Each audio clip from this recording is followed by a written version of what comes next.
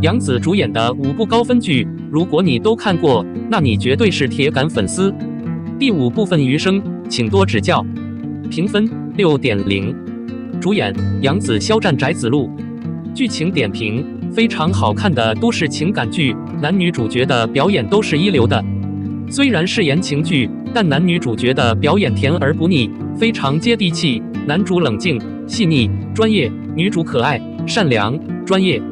而且剧情的发展甜而不腻，尤其是前面的剧情不错，节奏快又不血腥。顾维谷医生太给力了，帅气又风流，一夜之间感动到一大早给女主角惊喜，带着女主角去度假村度假。我很喜欢那一集，搞笑又甜蜜，纯粹的欲望和性感一起舞动。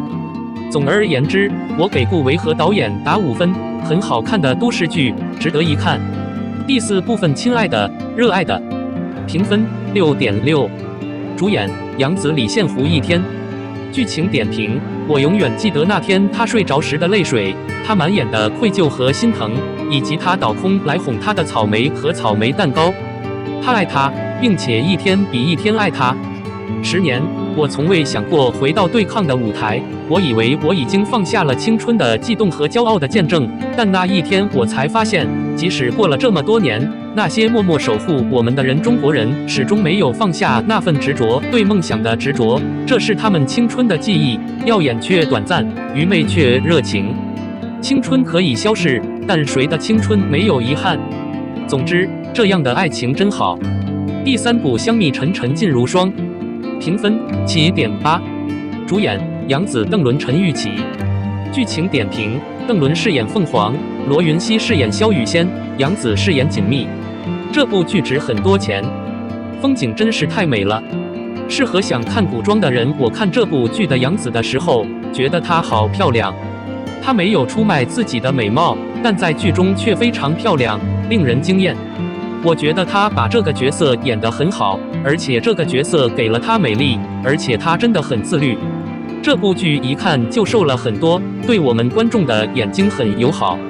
杨紫的哭戏也很精彩，许多著名的场景都是她贡献的。不得不说，我已经成为她的剧迷了，希望她能够坚持拍戏。我喜欢认真对待表演的演员。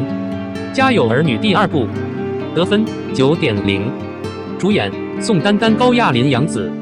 剧情点评：一个家庭有孩子，真的是一代人的童年记忆。上学的时候、放假的时候，我都会回家看。即使是现在的90后，也有很多人没什么可看的。里面的每一个角色都表现得非常好，但最近看到有粉丝恶意给1星，实在是太可恨了。不管怎样，作品是所有演员共同的作品，你不能恶意攻击作品。如果是正常客观的评价还可以接受，但是恶意评价真的太恶心了。这种剧这么多年都被恶意给1星了，太恶心了。我一直只追剧不评论，实在看不下去了。从小看的剧不能这么批评，希望真正的路人观众看到这篇影评。第1次长沙会战，评分9.1，主演霍建华、杨紫、左小青。剧情点评：最让我感动的是结局。湘潭人民自发扛粮上山，没有给日军留下1粒米。自组织的民兵依靠智慧和热情，以原始朴素的方式，用先进的枪械向侵略者发起进攻。他们并不是不怕死，只是想保卫家乡，为亲友报仇。虽然剧中存在一些小瑕疵，比如墓碑上刻的年份不对，胡香香被日军扣为人质，陷入危险。刚被释放出来，他就和正常人一样了，这不符合正常人还处于震惊之中的正常逻辑。但缺点并不能掩盖优点。从故事讲述、节奏、画面、音乐、人物刻画、演员形象和演技等方面来说，这确实是一部好剧。杨紫主演的5部高分剧，你看过哪一部？余生请多多指教。不是杨紫演得不好，是林志孝的人设实在不讨喜。是的，这2个都是小编非常喜欢的演员，所以这部剧一定要追。然而节目结束后，小编就是对顾伟和林志孝的爱情感到有些不舒服。看完整部剧，符合小编对小天剧的期待。不过说实话，小编确实不太喜欢林志孝这个角色。首先声明一下，小编求生欲很强，而且小编非常喜欢杨紫。毕竟她是一个和小编一起长大的童星，而小编也不是肖战的粉丝。意思就是想纯粹客观地表达一下自己看完剧后的一些感受。如果不小心得罪了某人的粉丝，还请手下留情。就说一下林志孝的人物设计吧。我们常常会被双向的感情所感动，因为只有彼此相爱、相互努力靠近的感情才是最美最动人的。剧中林志孝和顾伟的关系就是这样，虽然年龄相差近10年，但现实中应该是存在代沟的。但因为彼此欣赏、彼此相爱，他们一直向对方努力，最终取得了积极的结果。这个结果让观众非常满意。但在顾伟和林志孝的爱情中，我感受更多的是顾伟那快要溢出屏幕的爱。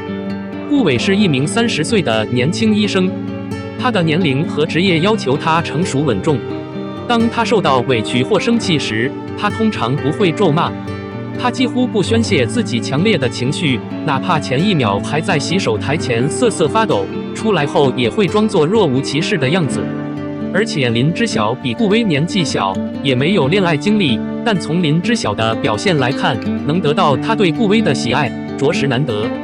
不在确定关系之后，林志孝几乎不是在发脾气，就是在发脾气，但这也很正常，就当2个人磨合吧。磨合的时候谁不生气呢？他们刚刚恋爱的时期，每个女孩子都想被男朋友哄，但他的一些操作实在是不敢恭维。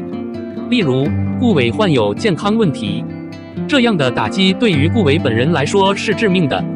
这场医疗风波几乎激起了顾伟内心最深处的阴影。可林志孝知道后，跑去骂顾伟，说他为什么不澄清。但这种事情，只要当事人出来澄清，网上就会有不同的解读。随后，顾伟积极配合调查取证，问题才得以解决。林志孝又跑去骂家人。这么神秘的操作，小编都看不懂。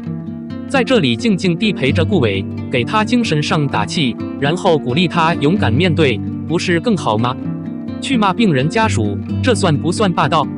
说实话，确实没有必要，说不定会引发额外的问题，给顾伟带来更多的麻烦。